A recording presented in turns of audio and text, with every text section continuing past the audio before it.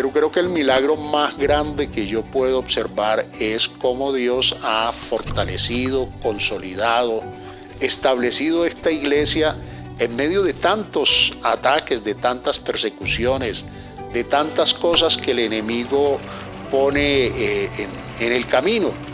Y la iglesia es lo que es hoy porque la mano del Señor ha estado puesta en ella. ¿Quién trajo el Evangelio a Antioquia, mano?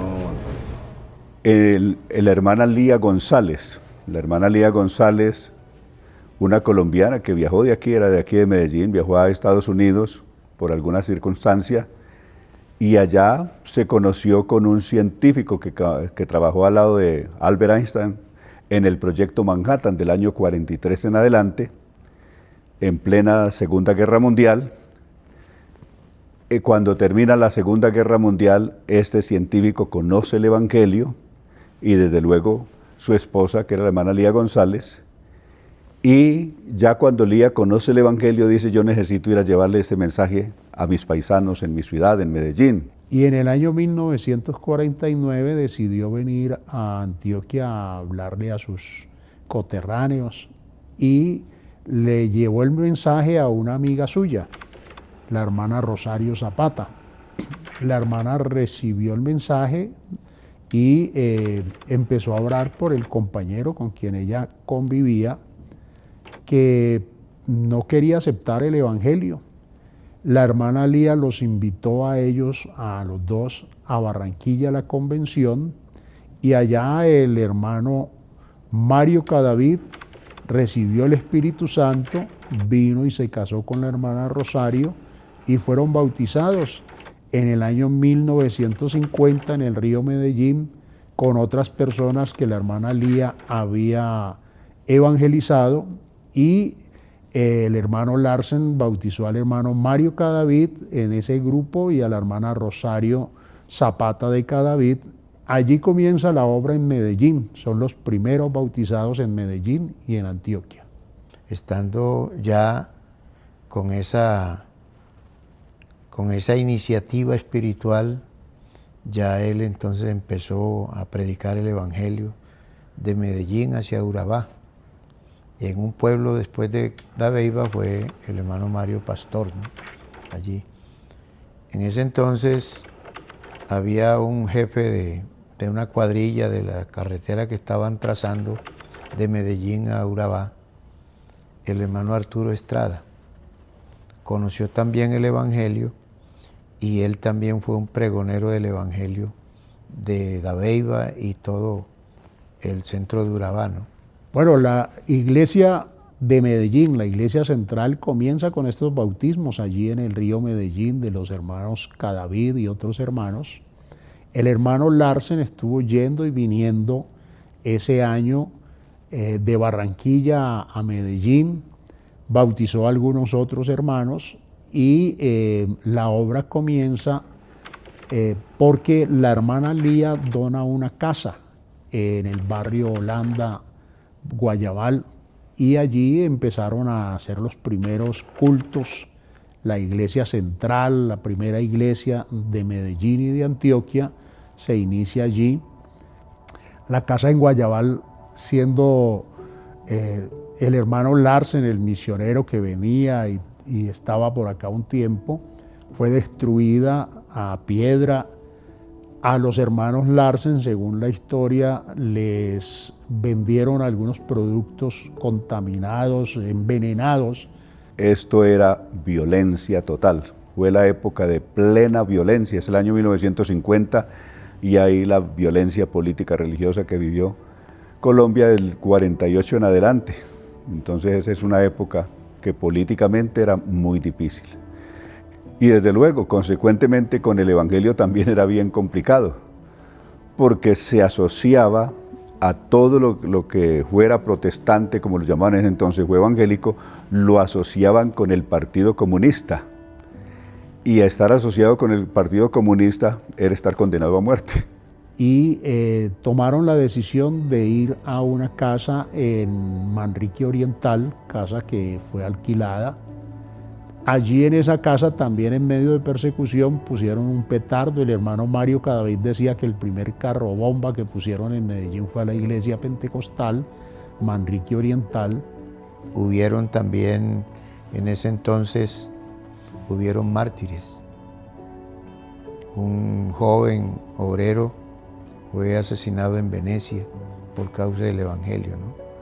Y de allí, en todas partes donde iba a predicar el Evangelio, el predicador tenía que enfrentar muchas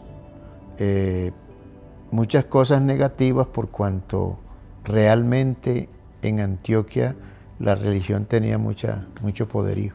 El desafío bien grande era soportar la violencia en la parte pues civil, que había una guerra desatada, y también la gran persecución religiosa, porque aparte de esto, pues el que estaba en el poder en ese entonces, en la presidencia, era Laureano Gómez, y era un hombre, diríamos, manejado por la Iglesia Católica en todos los aspectos. Entonces aquí en ese entonces se hacía lo que dijera la Iglesia Católica. Si decía eso hay que matarlos, y lo hacían. Entonces la Iglesia comienza en medio de una persecución religiosa muy despiadada. El hermano Larsen, viendo que le era muy difícil ir y venir, él tenía un colaborador que era el hermano Miguel Mariano Peña, pero viendo el hermano Larsen que no le era posible estar, entonces trajo el primer pastor ya oficialmente, que fue el hermano Campo Elías Bernal, a finales del 50, comienzos del 51.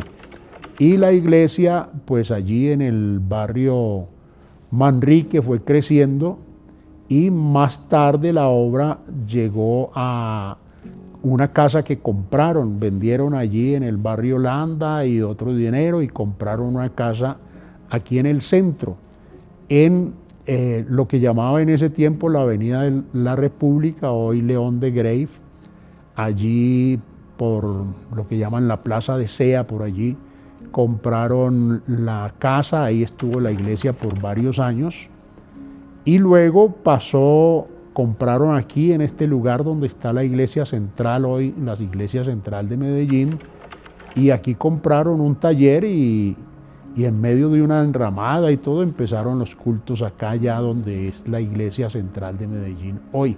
Para mí la iglesia central es como un faro, ¿cierto? De aquí se iluminaron todos los municipios del departamento. El hermano Eliseo Duarte los lunes hacía un taller para todos los servidores. Fin de semana los enviaba uno a uno a cada municipio. Y de allí fue que el evangelio empezó a regarse. Esto es pues el comienzo de la obra aquí en Medellín, y de aquí se extendió la obra a Urabá y a otros municipios del departamento, como Segovia, como Remedios, Buriticá, Andes, bueno, otros más, porque de aquí se abrió podemos decir que todo Antioquia, hasta el Chocó. Dios me dio el honor y la bendición de compartir mucho con el hermano Mario Cadavid.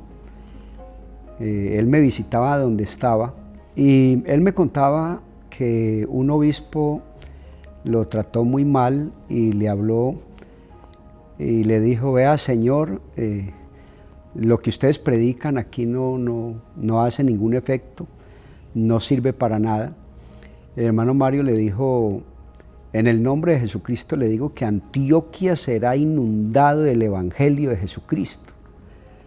Entonces, para mí el milagro más grande en lo que tiene que ver con Antioquia ha sido la expansión del Evangelio. No había ningún aporte económico, ninguna ayuda económica, y que personas se dieran a la obra de Dios a costa de aguantar hambre ellos y su familia, sometidos al sufrimiento, a la persecución, y que hubieran soportado semejante prueba y hubieran llevado el Evangelio no solamente a los pueblos, sino hasta las montañas de Antioquia, es un milagro realmente extraordinario. Y a mí esto me da ganas de llorar, porque la obra de Dios en todos estos lugares ha sido grandísima. Es más, recuerdo un profesor de una congregación de la iglesia presbiteriana, y él nos decía en una clase, nosotros creíamos que la iglesia presbiteriana era la que primero había llegado a Antioquia, y es posible que ellos en sus anales, en la historia, tengan que han ido muy adelante, pero él nos decía, nos hemos extrañado de llegar a lugares donde creíamos que éramos los primeros, y al llegar al municipio vemos un letrerito pequeño que dice Iglesia Pentecostal Unida de Colombia, y agregó, nosotros tenemos escuelas, colegios, universidades, hemos hecho muchas cosas, pero la Iglesia Pentecostal tiene algo que nosotros no tenemos, y es que hay una transformación, hay un cambio milagroso en la gente. Bueno, 75 años de victoria, de bendición, significa el esfuerzo de mucha gente, de muchos que Dios usó, que Dios ha usado, que está usando, y no es el esfuerzo de una sola persona, sino de muchos que Dios ha usado a lo largo de estos 75 años, hombres de Dios, mujeres de Dios. Ellos nunca se imaginaron tal vez lo que hoy es la iglesia, como por ejemplo Mario Cadavid y su esposa Rosario, y ver la iglesia, lo que ha ocurrido, lo que ha hecho el Señor con la iglesia en estos 75 años realmente es asombroso. Ahora, 40, 50 años siquiera atrás, no se imaginaba uno de que la iglesia llegaría a tener la estatura, la grandeza, la dimensión que hoy tiene la iglesia pentecostal en Antioquia. Yo quiero pedirles en este día a todos, hermanos, que nos unamos en gratitud a lo que Dios ha hecho hasta el momento, y que unidos podamos seguir adelante.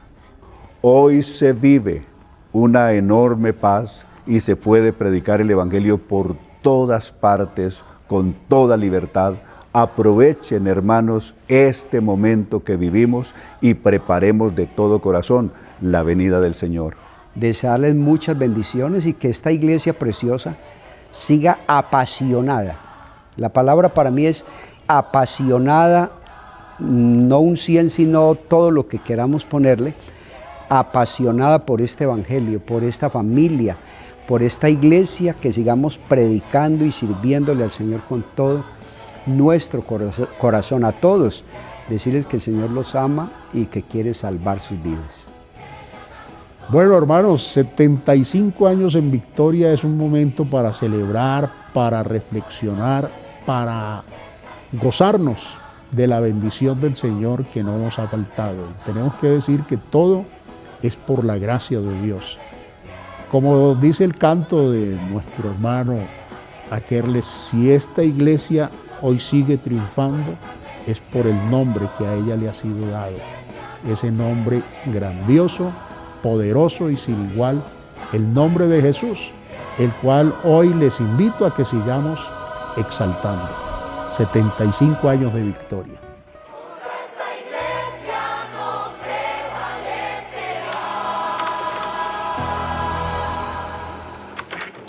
Que Dios me los guarde y que llevamos mucho tiempo todos juntos. Hermano, y salud y amor para los hermanos todos. Los quiero todos en Jesucristo. Somos la familia de Él. Oremos para que nos encontremos con Cristo en la venida del Señor. Que Dios me los bendiga a todos.